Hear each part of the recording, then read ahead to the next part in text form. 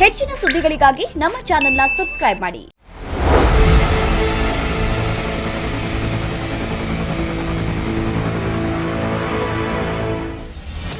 ಮಂತ್ರಿಮಂಡಲದ major surgery. CM ಯಡಿಯೂರಪ್ಪಗೆ ತಲೆನೋವಾದ ನಿಗಮ ಮಂಡಳಿ. CM ವಿರುದ್ಧ ಹೈಕಮಾಂಡ್ಗೆ ದೂರು.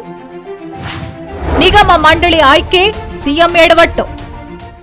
ಸಿಎಂ ಯಡಿಯೂರಪ್ಪ ನೇತೃತ್ವದ ಬಿಜೆಪಿ ಸರ್ಕಾರ ಅಸ್ತಿತ್ವಕ್ಕೆ ಬಂದು 1 ವರ್ಷ ಪೂರ್ಣಗೊಂಡಿದೆ.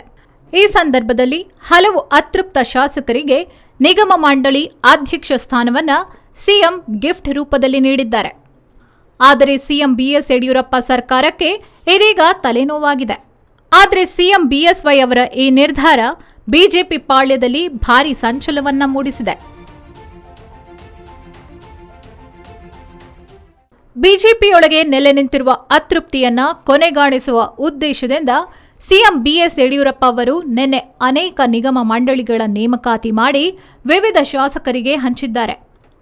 ಸರ್ಕಾರಕ್ಕೆ ವರ್ಷ ತುಂಬಿದ ಸಂಭ್ರಮದಲ್ಲಿ ಈ ನಿಗಮ ಮಂಡಳಿಗಳ ಉಡುಗೊರೆಗಳಿಂದ ಪಕ್ಷದೊಳಗೆ ಅಸಮಾಧಾನದ ಹೊಗೆ ನಿಂತಿತು ಅನ್ನೋದು ಅವರ ಎಣಿಕೆ. ಆದರೆ ಲೆಕ್ಕಾಚಾರ ಉಲ್ಟಾ ಹೊಡೆಯುವ ಹಾಗಿದೆ. ನಿಗಮ ಮಂಡಳಿ ನೇಮಕಾತಿ ಬಗ್ಗೆ ಪಕ್ಷದ ಕಾರ್ಯಕರ್ತರಿಂದಲೇ ಅಸಮಾಧಾನ ವ್ಯಕ್ತವಾಗ್ತಾ ಇದೆ. ಬಿಜೆಪಿ ರಾಜ್ಯಾಧ್ಯಕ್ಷ ನಳಿನ್ ಕುಮಾರ್ ಕಟೀಲ್ ಅವರು ಹೈಕಮಾಂಡ್ ಗಮನಕ್ಕೆ ತರಲು ನಿರ್ಧರಿಸಿದ್ದಾರೆ. ಮುಖ್ಯಮಂತ್ರಿ ಯಡಿಯೂರಪ್ಪ ಅವರಿಗೆ ಈ ನಿಗಮ ಮಂಡಳಿ ನೇಮಕಾತಿಯು 2 ರೀತಿಯಲ್ಲಿ ತಲೆನೋವು ತಂದಿದೆ.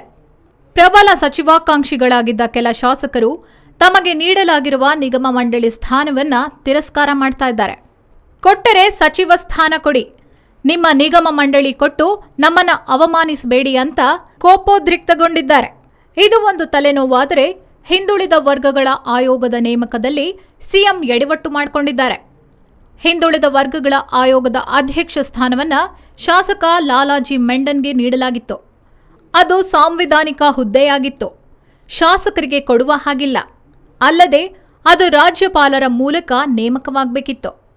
ಈ ತಪ್ಪಿನ ಅರಿವಾದ ಬಳಿಕ ಸರ್ಕಾರ ಹಿಂದುಳಿದ ಆಯೋಗದ ನೇಮಕದ ಆದೇಶವನ್ನ ವಾಪಸ್ ಪಡೆದಿದೆ. ಶಾಸಕ ಸ್ಥಾನ ಇದೆ, ಕೆಲಸ ಮಾಡಲು ಅವರ ಕ್ಷೇತ್ರವಿದೆ.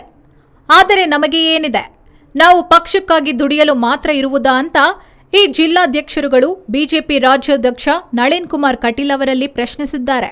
ಗಮನಕ್ಕೆ ತಾರದೆ ನಿಗಮ ಮಂಡಳಿ ನೇಮಕಾತಿ ಮಾಡಿದ್ದರಿಂದ ಬೇಸರಗೊಂಡಿದ್ದ ಕಟೀಲ್ ಅವರನ್ನ ಪಕ್ಷದ ಕಾರ್ಯಕರ್ತರ ಅಸಮಾಧಾನ ಇನ್ನಷ್ಟು ರೊಚ್ಚಿಗೆಬ್ಬಿಸಿದೆ. ಪಕ್ಷದ ಕೋರ್ ಕಮಿಟಿ ಸದಸ್ಯರು ಕೂಡ ಯಡಿಯೂರಪ್ಪ ಅವರ ಬಗ್ಗೆ ಅಸಮಾಧಾನಗೊಂಡಿದ್ದಾರೆ. ಕೋರ್ ಕಮಿಟಿ ಸಭೆ ಕರೆದು ನಿಗಮ ಮಂಡಳಿಗಳಿಗೆ ನೇಮಕಾತಿಯಾಗಬೇಕಿದೆ. ಜೊತೆಗೆ ನಿಗಮ ಮಂಡಳಿ ನೇಮಕದ ಹಿಂದೆ ಮುಖ್ಯಮಂತ್ರಿಗಳ ಮಗ ಬಿವೈ ವಿಜಯೇಂದ್ರ ಅವರ ಕೈವಾಡ ಇದೆ. ವಿಜಯೇಂದ್ರ ಅವರೇ ನಿಗಮ ಮಂಡಳಿ ನೇಮಕಾತಿಯ ಪಟ್ಟಿ ಸಿದ್ಧ ಮಾಡಿ ಸಿಎಂ ಮೂಲಕ ಆದೇಶ ಹೊರಡಿಸಿದ್ದಾರೆ ಎಂಬ ಆರೋಪ ಇದೆ. ಇದು ಪಕ್ಷದೊಳಗೆ ಅಸಮಾಧಾನ ಹೆಚ್ಚಿಸಿದೆ. ಪಕ್ಷದ ಕಾರ್ಯಕರ್ತರು, ಕೋರ್ ಕಮಿಟಿ ಸದಸ್ಯರು ಇವರೆಲ್ಲರ ಅಭಿಪ್ರಾಯವನ್ನ ಸಂಗ್ರಹಿಸಿರುವ ಪಕ್ಷದ ರಾಜ್ಯಾಧ್ಯಕ್ಷ ನಳಿನ್ ಕುಮಾರ್ ಕಟೀಲ್ ಅವರು ಹೈಕಮಾಂಡ್ಗೆ ದೂರು ನೀಡಲು ನಿರ್ಧರಿಸಿದ್ದಾರೆ ಎನ್ನಲಾಗ್ತಾ ಇದೆ. ಅನೇಕ ಬಿಕ್ಕಟ್ಟುಗಳ ಮಧ್ಯೆ 1 ವರ್ಷ ಆಡಳಿತ ಪೂರ್ಣಗೊಳಿಸಿರುವ ಬಿಎಸ್ ಯಡಿಯೂರಪ್ಪ ಈಗ ಈ ಹೊಸ ತಲೆನೋವನ್ನ ಹೇಗೆ ನಿಭಾಯಿಸ್ತಾರೆ ಅನ್ನೋದು ಕುತೂಹಲ.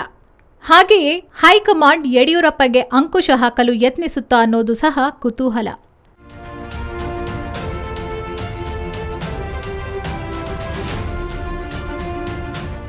ಇನ್ನು ವಿಧಾನ ಪರಿಷತ್ ಸ್ಥಾನಗಳು ಬಹುತೇಕ ಭರ್ತಿ ಕೂಡ ಸಂಪುಟ ಪುನರಚನೆಗೆ ಮನಸ್ಸು ಮಾಡಿದ್ದಾರೆ. ಆಗಸ್ಟ್ ತಿಂಗಳಿನಲ್ಲಿ ಮಂತ್ರಿಮಂಡಲ ಪುನರಚನೆಯಾದರೂ ಸರಿ, ಸಂಪುಟ ವಿಸ್ತರಣೆಯಾದರೂ ಯಾವುದಕ್ಕಾದರೂ ಅನುಮತಿ ನೀಡಿ ಅಂತ ಸಿಎಂ ಯಡಿಯೂರಪ್ಪ ಬಿಜೆಪಿ ಹೈಕಮಾಂಡ್ಗೆ ಮನವಿ ಮಾಡಿದ್ದಾರೆ.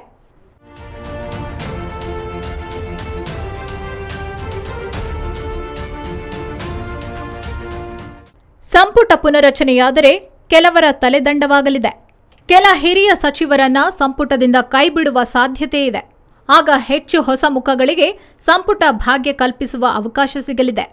ನಿಗಮ ಮಂಡಳಿ ನೇಮಕದಲ್ಲೂ ಅಸಮಾಧಾನಗೊಂಡಿರುವ ಕೆಲ ಶಾಸಕರನ್ನ ಮಂತ್ರಿಮಂಡಲಕ್ಕೆ ಸೇರಿಸಿಕೊಳ್ಳಲು ಸಾಧ್ಯವಾಗುತ್ತದೆ ಎಂಬ ಎಣಿಕೆ ಒಂದು ಕಡೆ ಇದೆ ಅಂತ ಬಿಜೆಪಿ ಮೂಲಗಳು ಹೇಳುತ್ತಿವೆ.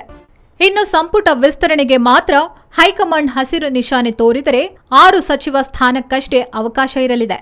ಹಾಗೇನಾದರೂ ಆದರೆ ಎಂಟಿಬಿ ನಾಗರಾಜ್, ಆರ್ ಶಂಕರ್, ಅರವಿಂದ ಲಿಂಬಾವಳಿ, ಉಮೇಶ್ ಕತ್ತಿ, ಹಾಗೂ ಹಾಲಪ್ಪ ಆಚಾರ್ ಅವರಿಗೆ 5 ಸ್ಥಾನಗಳು ಫಿಕ್ಸ್ ಆಗಿವೆ.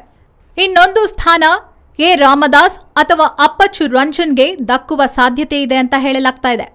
ರಾಜ್ಯದಲ್ಲಿ ಬಿಜೆಪಿ ಸರ್ಕಾರ ಅಧಿಕಾರ ಸ್ವೀಕಾರ ಮಾಡಿಕೊಂಡು 1 ವರ್ಷ ಮುಕ್ತಾಯವಾಗಿದೆ. ನಿನ್ನೆ ವಿಧಾನಸೌಧದಲ್ಲಿ ಸಿಎಂ ಯಡಿಯೂರಪ್ಪ ಸರ್ಕಾರದ 1 ವರ್ಷದ ಬರ್ತ್ಡೇ ಅದ್ದೂರಿಯಾಗಿ ಮಾಡಿದ್ರು. ಜೊತೆಗೆ ತನ್ನ ಶಾಸಕರಿಗೆ ನಿಗಮ ಮಂಡಳಿ ನೀಡುವ ಮೂಲಕ ಗಿಫ್ಟ್ ನೀಡೋಣ ಅಂತ ಸಿಎಂ ನಿಗಮ ಮಂಡಳಿಗೆ ಗ್ರೀನ್ ಸಿಗ್ನಲ್ ತೋರಿಸಿದ್ರು. ಆದರೆ ಇದೇ ನಿಗಮ ಮಂಡಳಿ ಈಗ ಸಿಎಂ ಯಡಿಯೂರಪ್ಪಗೆ ಭಾರೀ ತಲೆನೋವು. ನಳಿನ್ ಕುಮಾರ್ ಕಟೀಲ್ ಮೂಲಕ ಹೈಕಮಾಂಡ್ ಬಾಗಿಲು ತಟ್ಟುತ್ತಿದ್ದಾರೆ.